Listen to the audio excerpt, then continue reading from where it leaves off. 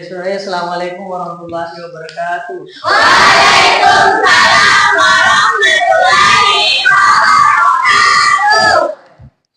Apa kabar hari ini? Baik. Selamat pagi. Pagi. Luar biasa. Allahu Akbar. Sebelum memulai pembelajaran, seperti biasa kita membaca doa. Alangkah baiknya satu orang bisa pimpin berdoa.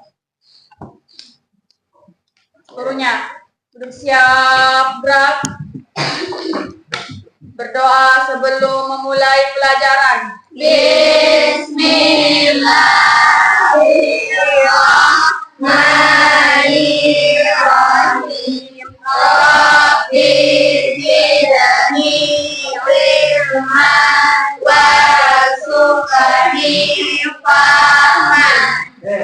Kita absen dulu. Jangan cari. Hadir semua. Semua. Apa itu sudah pembelajaran untuk hari ini? Kita di sini ada menjelaskan surah Al-Anbiya dan surah Al-Araf dengan sesuai kaidah ilmu tajwid atau bacaan sunnah. Jadi kaidah ilmu tajwid di sini sangat penting bagi kita untuk membaca yang namanya Al-Quran. Dan di mana nanti kita akan menjelaskan materi tentang surah Anbiya dan Al-Araf di sini bersama-sama. Oke, jadi sebelumnya saya akan mengenalkan yang namanya satu masalah. Nah, yang dimana nanti kita akan pelajari bersama PPDL. Oke, saya ingin bertanya dulu. Ketika kita membaca Al-Quran, ketika salah membaca Al-Quran, bagaimana hukumnya? Jadi kita membaca Al-Quran tidak sesuai dengan kaidah, apakah berubah maknanya? Iya, Berubah. Berubah arti berubah. dan maknanya ketika kita salah membaca Al-Quran. Kita masuk pada materi tentang surah Al-Anbiya dan surah Al-Araf. Jadi kita akan bahas sedikit. Kita akan bahas tentang materi surah Al-Anbiya dan surah Al-Araf. Jadi kita akan bahas bagaimana cara membaca sesuai dengan kaidah tajwid yang baik dan benar. Ini surah Al-Anbiya. Coba kita lihat surah Al-Anbiya ayat 30. Ini artinya apakah orang yang kafir tidak mengetahui bahwasanya langit dan bumi itu keduanya yang dulu adalah suatu yang Padu. Jadi kemudian dipisahkan antara keduanya. Sama kan dengan teori ada yang mengatakan teori namanya.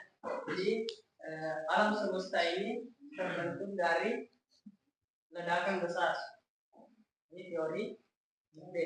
Tapi dijelaskan dalam Al-Quran ketika kita ini mengetahui terjadinya ciptaan alam semesta ini, kita melihat di surah Al-Anbiya dan surah Al-Araf. Kandungan surah Al-Anbiya ayat 30. Coba kita lihat bersama.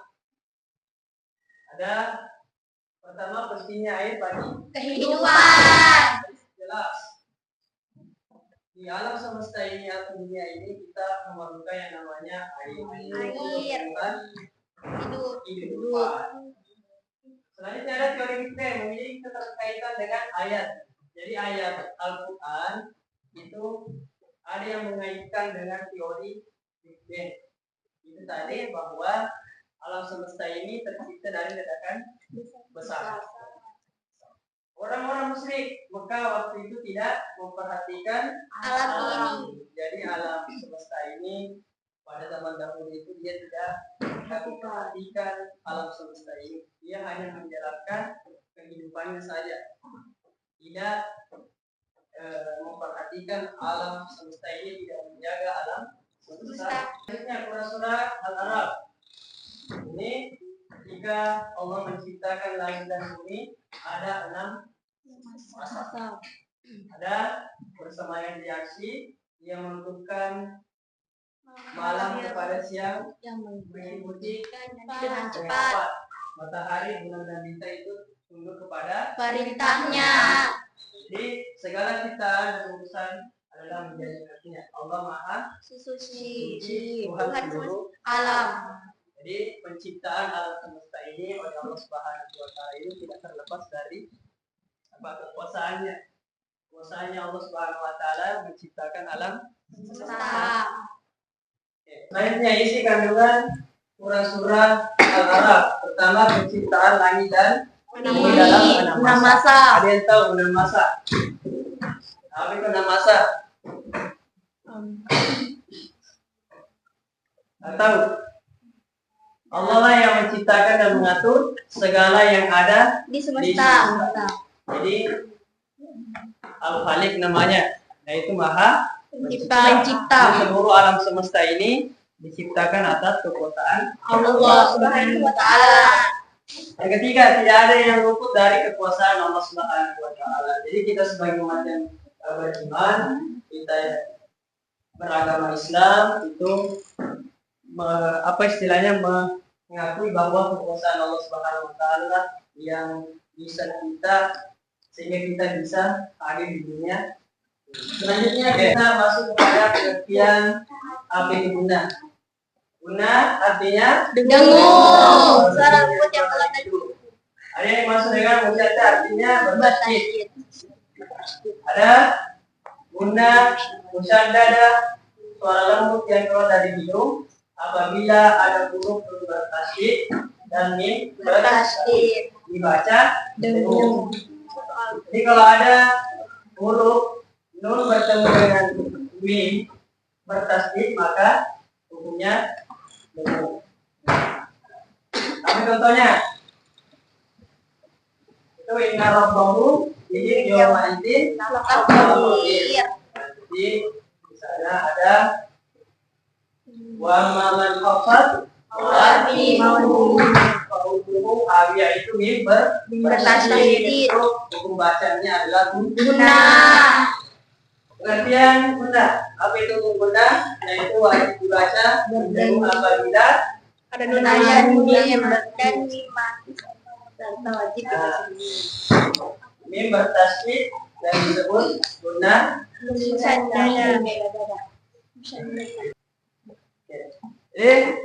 Terkait dari materi tentang guna, kita akan memecahkan satu masalah.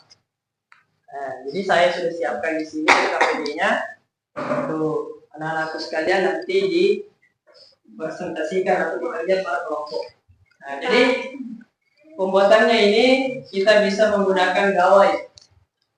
Iya Pak. Tahu gawai? Tahu.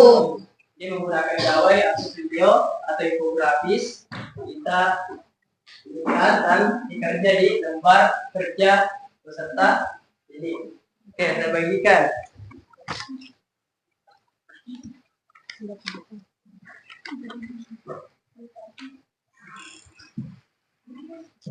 Oke, jadi waktunya ini saya kasih ini waktu 30 menit. Oke, 30 menit. Oke, silakan kerja. Kalau tidak dipahami,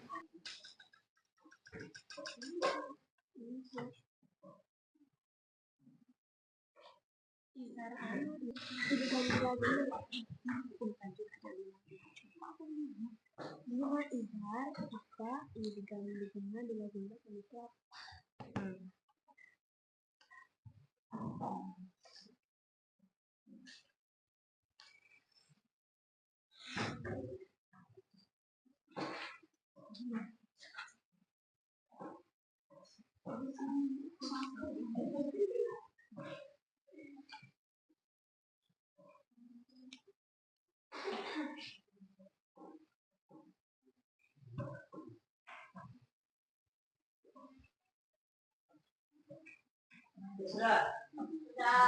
Sudah Oke, Pak. semua. Sudah. Jadi kita akan mempresentasikan hasil kerja kelompok teman-teman.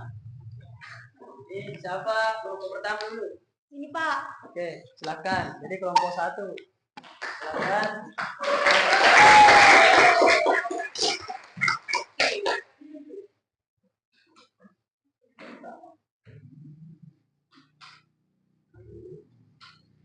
Assalamualaikum warahmatullahi wabarakatuh. Waalaikumsalam warahmatullahi wabarakatuh. Kami dari kelompok 1 ingin mempresentasikan hasil kerja kelompok kami tentang hukum tajwid.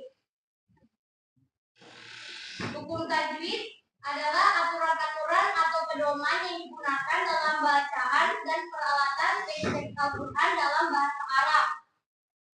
Hukum tajwid ada 5. Yang pertama, izhar halqi. Yang kedua, ikhfa hakiki. Yang ketiga, idgham guna. Yang keempat, idgham bila guna. Yang kelima, ikhlas. Sekian dari presentasi hasil kerja kelompok kami. Wassalamualaikum warahmatullahi wabarakatuh.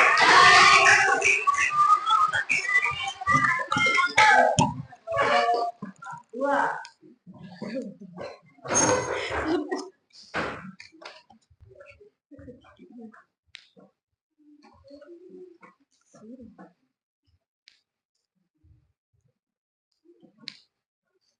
Assalamualaikum warahmatullahi wabarakatuh.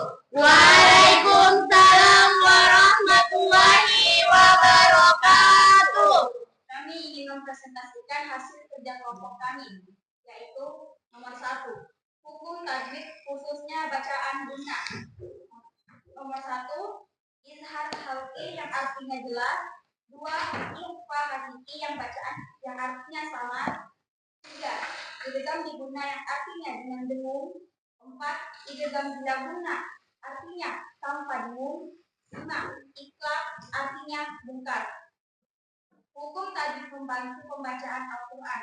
Nomor 1, membaca dengan fasih dan jelas. 2, menghindari kesalahan dalam pengucapan. 3, memahami pesan Al-Quran secara benar. Demikianlah hasil kerja kelompok kami. Wassalamualaikum warahmatullahi wabarakatuh. Ya, jadi untuk presentasinya itu sudah bagus. Kelompok 1 tadi itu sudah bagus. Diskusinya kalau hasil presentasinya cuma ada beberapa yang harus ditambahkan. Kelompok 2 juga itu sudah bagus. Masih banyak hal-hal yang ingin diterapkan atau disampaikan di situ. Mungkin nanti kedepannya biar semua kelompok ini itu lebih maksimal lagi, lebih bagus lagi hasil diskusi, hasil presentasi. Ya, baiklah anak-anak sekalian. Di penghujung materi ini kita di sini belajar membaca Al-Quran dengan baik dan benar, khususnya bacaan guna, hukum-hukum guna. Kita laksanakan, kita baca Al-Quran sesuai dengan kaidah-kaidah tajwid yang baik dan benar. Oke. Selanjutnya sebagai penghujung atau penutup dari pembelajaran kita hari ini, saya harapkan adik-adik semua itu semangat belajar, tetap tekun, rajin membaca, rajin menulis, supaya kita menjadi generasi yang baik atau generasi emas di masa yang akan. Oke, mudah-mudahan apa yang saya sampaikan hari ini bermanfaat dan kita bisa aplikasikan dalam kehidupan sehari-hari. Mohon maaf jika ada salah-salah kata dari saya. Wabillahi taufiq wal hidayah. Assalamualaikum warahmatullahi wabarakatuh. Waalaikumsalam warahmatullahi wabarakatuh. Gurunya, siap gerak. Berdoa sesudah belajar. Bismillahirrahmanirrahim.